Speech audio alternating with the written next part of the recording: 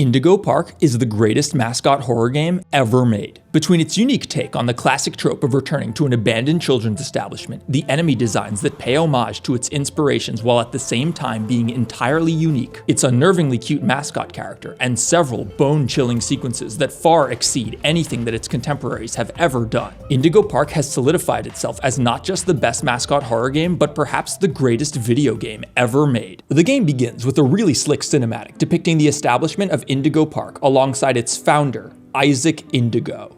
Isaac Indigo? Hold on, that's not a name that humans have. This guy's definitely a space alien, I'm just calling that now. However, as the camera pans out, we can see that the game takes place in the distant future, with the presumed protagonist, Ed, discussing returning to Indigo Park for some sort of search. It's implied that they're perhaps urban explorers or something like that. Spliced between clips of Ed returning to the park are newspaper clippings indicating that something terrible happened there many years prior. All guests were evacuated, and Indigo Park was closed forever. As the game begins, we find the park's main gates sealed, and upon heading into the service station next door, we encounter Rambley, the single best part of Indigo Park. Hi there! Whoa! And welcome to Indigo Park! The world's most innovative and engaging family fun experience! Jump into the world of your favorite character. Wait, you're our first guest in 2,920 days, 4 hours, 23 minutes, and 38 seconds. Congratulations! I'm Rambley the raccoon. And it's my job to make sure your experience here at Indigo Park is the most fun it can be. Just hop on over to the registration center to your left, where our friendly assistant will help you begin your adventure in the park. Rambley, I have some bad news for you. There are already 508, oh my god, 581 guys. entries for you on the furry porn website. I am not joking. Rambley is an AI raccoon mascot that serves as our guide, appearing on countless conveniently placed televisions throughout the game. He's fantastic. His dialogue is well written, his voice actor is great, and his animation is expressive and charming. He's the single best part of the game, but Rambley is also a crutch that Indigo Park leans far too heavily on, though we'll get there later. Dude, I ain't got time for your bullshit! After completing a short tutorial segment, we're able to open the doors to the park and enter the Critter Corner, where we're given a Faz watch from FNAF Security Breach. Your very own Critter Cuff, a new way to interact with the park that also doubles as a pedometer, heart monitor, and mood ring. It's useless. It's just a plot device to justify why some doors don't open until they need to. Isn't it that Minecraft YouTuber who did bad stuff? Hooray! Great work, buddy! Now try entering the park, and we can start our Indigo adventure! We started our Indigo adventure a long time ago when we realized that this guy's name was Isaac Indigo, which ain't no human name that any human has ever been named in the history of names. Isaac Indigo is definitely a space alien, like I said. It's like Ivan Ooze, dude. What kind of name is Isaac Indigo? What kind of name is that? There he is, Isaac Indigo. Dude, Rex Broadside is a better name than Isaac Indigo. Can I be in your video? Tiziano? Yes, you can be in the video. Proceeding through an awkwardly placed loading zone, we find ourselves in some sort of subway tunnel movie theater. I don't know. The area's design wasn't very coherent. All right, well, we know where we're going. Look at that Poppy Playtime ass floor. Although, something is going on with the resolution or something. I don't know.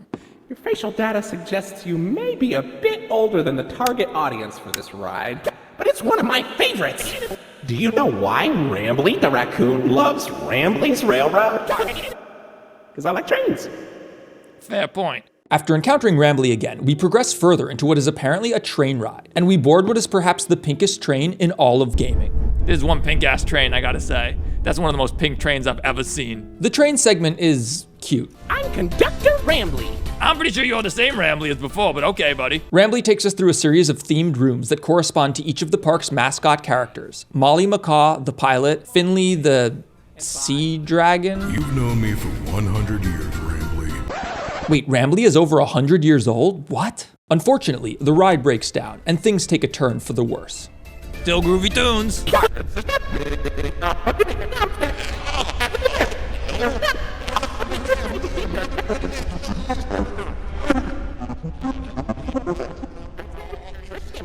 All right, Rambley, shut up! Look at this furry motherfucker. Shut up, bro! I'm trying to do something about this. I need to find secrets. Get me away from this thing. Holy shit, dude. Shut up.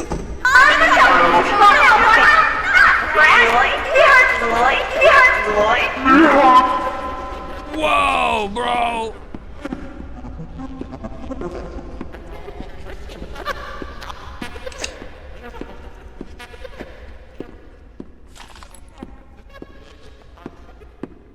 This is reminding me of the glitched attraction. Hey, it's this guy. What was his name? Ivan Ooze? Isaac Indigo? Lloyd's Limo? I don't know what his name is.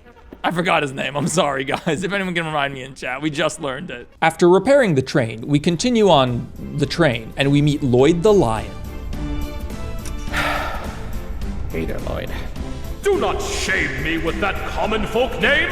I am the proud, the prestigious, the professional Lloydford L. Lion. Yeah. Actor extraordinaire. It's the Minecraft YouTuber who got in trouble. After the train ride, Rambley basically gives us carte blanche to go wherever we want, though it's at this point that I noticed the game's scaling. You know, the size of everything relative to your character. It's really weird. We are very short. I have to be perfectly honest.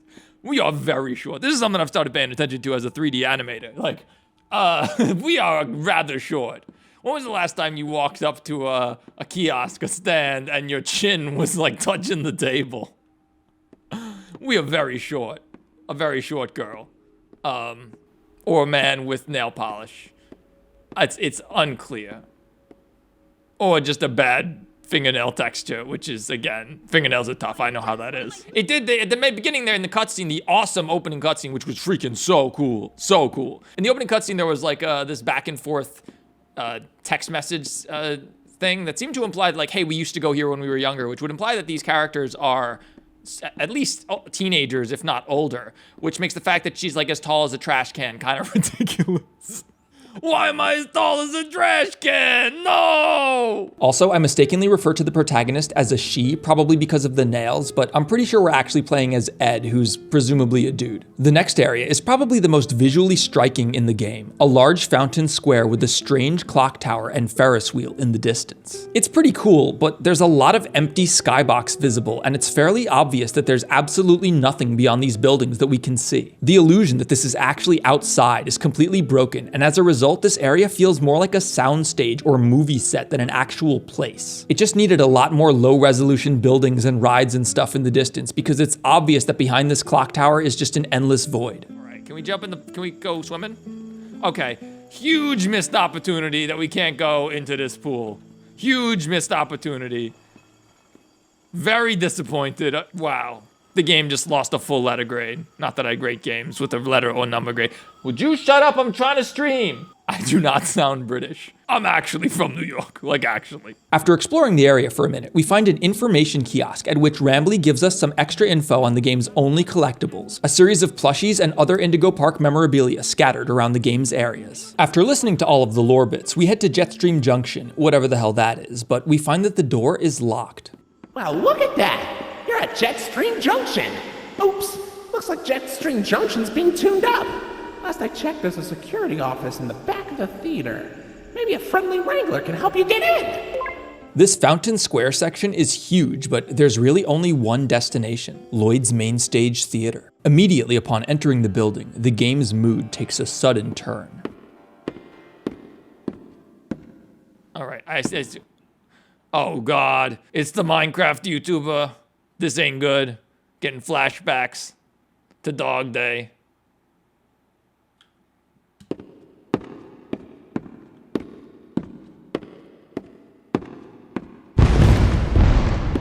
Well, okay. He's a bitch. He didn't even want to fight. Okay.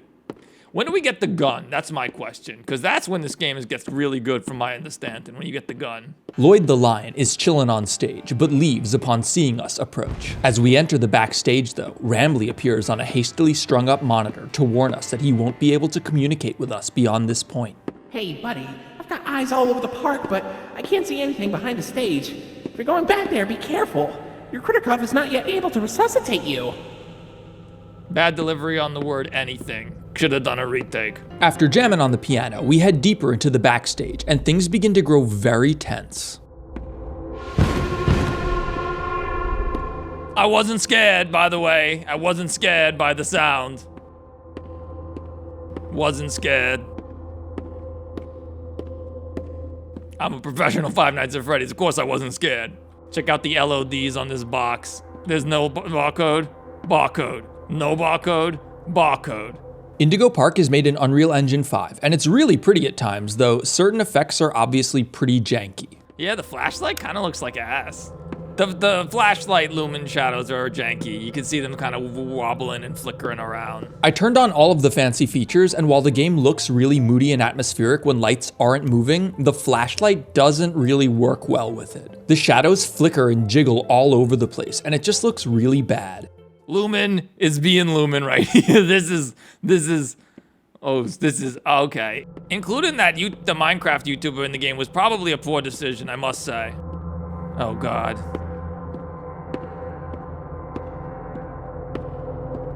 Oh my God, it's the Minecraft YouTuber!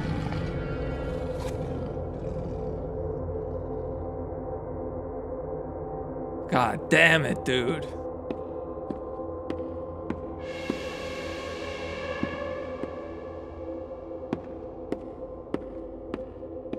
I wasn't scared, by the way, of the Minecraft YouTuber. Is this lore? After locating the key to Jetstream Junction, we move to leave the spooky backstage area for good.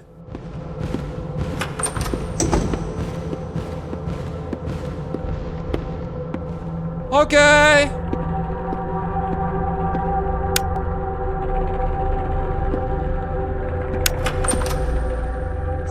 That goddamn door.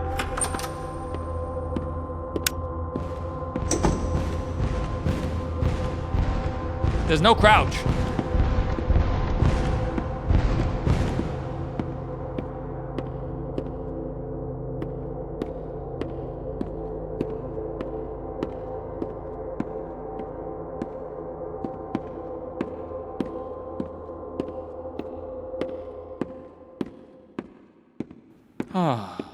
I think we're safe.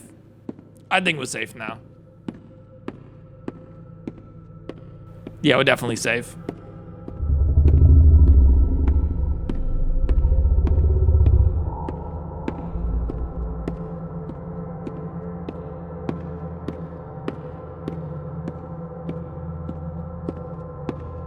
Yeah, I called it. Somebody pick up that phone, cause I called it. Easy freaking game.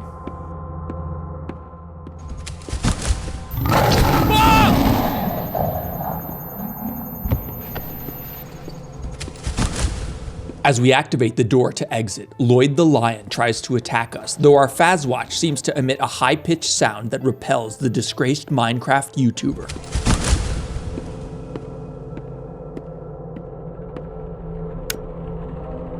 Wait, what?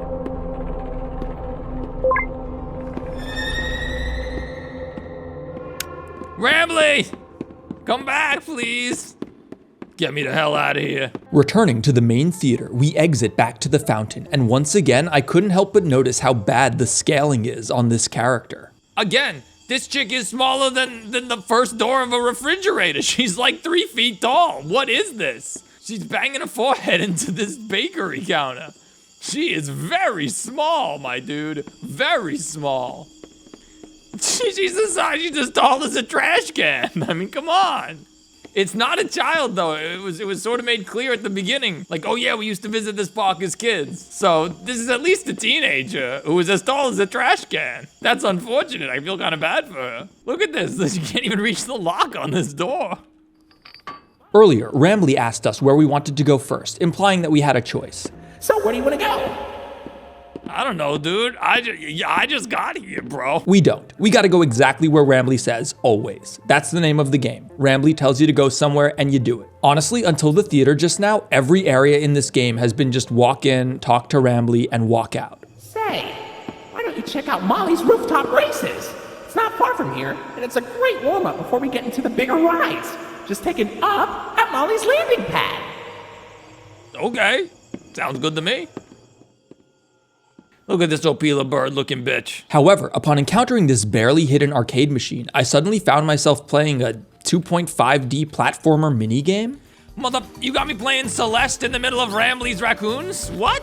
Also, I might have forgotten the name of the game and called it Rambley's Raccoons, which I just made up, I guess. I don't know. In the middle of Rambley's Raccoons? What? Anyway, this is actually the most compelling gameplay in all of Indigo Park. I used to speedrun Celeste, so this is no problem. That's not even a joke. I was not very good, but I did. I knew the tech. I know the tech. I knew the tech. Dude, this is dope. This is sick. I love it. It's dope. At the end of the level, we come across Molly whatever her name is, and then this furry bitch shows up and things go off the rails. Here, I'll just show you. Molly, what happened? Okay, Rambley, I was flying through the woods, but suddenly I couldn't see a thing. Looks like my smoke screen made of grass right on target. Salem, I should have known you were behind this, you shady skunk. Let her go. Nah. How's about I try my new potion on her instead? Thought I'd have wasted it on squirrels. Molly, look out!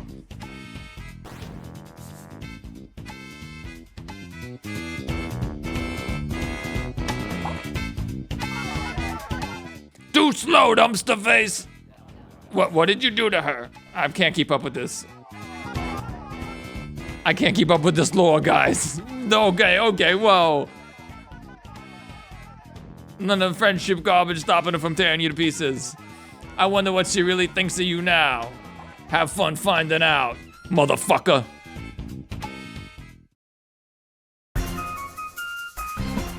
What? Okay, bro. Easy. It was easy.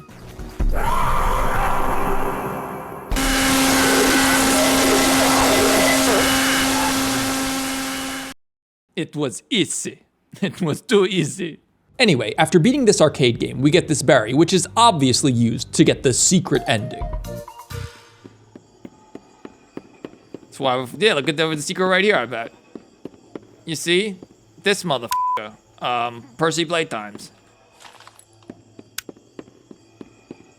Finding secrets like it ain't no thing, dude. This is just how we go. That's how we do on the Deaf King channel. We find all the secrets. I was trained by Mad Pat, trained by the best. Oh no, this is horrible. Looks like Molly crashed into the right again. Don't worry though, your pal Rambley has the repairman on speed dial. Okay. Say, why don't you check out Molly's landing pad? It's not far from here and it's a great cool down after that exhilarating ride. Just take a down from Molly's rooftop races. The enunciation on the line "that" was inadequate. Apparently, the ride is broken, so Rambley tells us to go to another ride. Like I said before, the whole game is kind of just walking into an area, having Rambley talk to you for a bit and tell you where to go next, and then repeat. We find ourselves in Molly's landing pad, which is a playpen highly reminiscent of Dog Days from Poppy Playtime Chapter 3, or the daycare from FNAF Security Breach. This section presents itself as a puzzle, but it's really not. It's another fetch quest. Embedded in the walls are 5 colored blocks that can each be set to one of 4 symbols, and throughout the area we find paintings of shapes that correspond to the code. Again, it's not really a puzzle, it's just a slightly contrived justification to make you wander through this area and experience all of the scripted sequences. It's like Static's FNAF VHS tape, tunnel vision. Hello. Okay, green triangle. Dude, it's like neon white, this is sick. Green triangle, blue star, remember, green triangle, blue star. Whoa, okay. Bitch, get out my way. I saw it, you're supposed to run away now. Thank you. Green triangle, blue star. Bitch, get out my way. Move, bitch. Get out the way.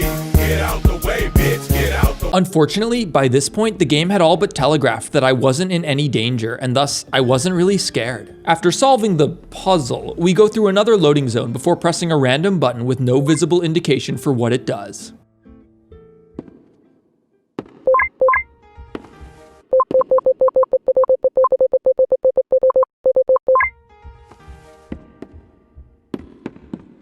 I guess it opened that door, maybe.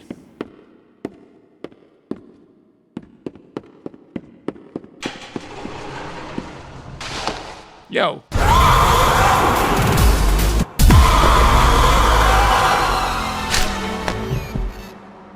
Do we win? Look at this Junior's ass death screen. That is one Junior's ass death screen if I've ever seen one. Which is fine, Junior's death screens are great. You Adam are the greatest. We gotta hit the button, I forgot. That button must trigger a descriptive scene. Maybe it's because we hit it a million times, she got like super speed, and that's the only reason she was able to catch us, because as the leader of the FNAF community and the former top 5 greatest FNAF player in the world, I shouldn't have died to that. I'm gonna be honest.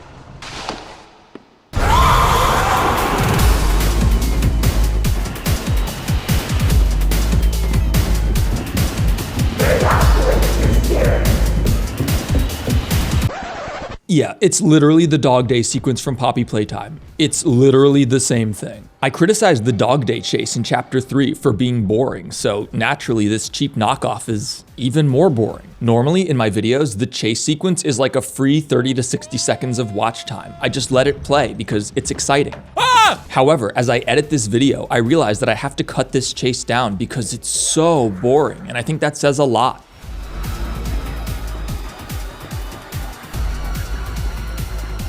We got it, we got the secret.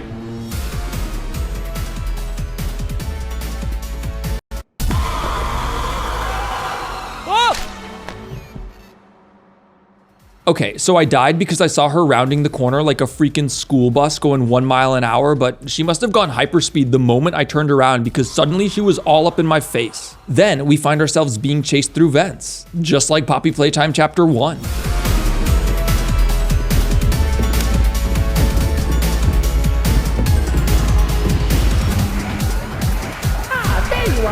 Shut up! Wait, hold on! This one's staff only! Dude, I ain't got time for your bullshit!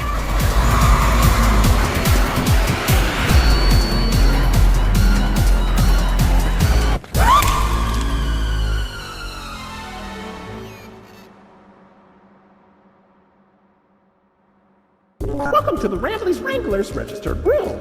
Here we have plenty of amenities and... Okay. I can see in your facial tracking that you're scared, angry, upset. Transparency is an important part of our policy here at Indigo Park, so I need to be honest about something. The park has been inactive for years. Employees stopped showing up, guests too. The mascots are... I just was so excited to see a visitor, and I wanted to be sure you were given the best experience possible. Motherfucker! But I was confined to the entrance for so long, I didn't realize just how much disrepair the park has fallen into. Wasting all of your fun time. Sorry for the inconvenience. But, I have an idea. I have access to the repair documentation in my database. I just can't execute most tasks without authorization from a human user. You must have come here because the park matters to you too, right? Would you be willing to help me restore the park? Hell no, I'm getting out of here, bro, sorry. Facial tracking data that you aren't opposed to this.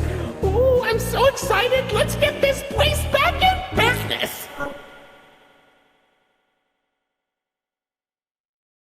Okay, that was a good sequence. It was perhaps the most derivative sequence in any mascot horror game ever. It was very, and like this game's been in development for a minute before Poppy Chapter 3 came out, right? But it was literally like the Dog Day playpen chase into the Huggy vent chase into the Miss Delight death sequence / Mommy Longlegs. Now, this is like a big epic moment, and like this takes time to set up a special effect this awesome. That was super cool. I liked it a lot. Great. It may have been that this was like in progress before Chapter 3, in which case that sucks. That sucks, dude. He must have like seen Chapter 3 and was like, are you kidding? Because that's the same exact thing. Okay, welcome to the crew, Rookie Wrangler. Registered. Your first official job as one of Rambley's Wranglers, registered, is to get out of the Rambley's Wranglers, registered, room. Head left towards the Rookie Wrangler, registered, security room to set yourself free. Phew, kind of exhausting to say that whole spiel, but Rambley's Wranglers, registered, is a registered trademark. That expired yesterday.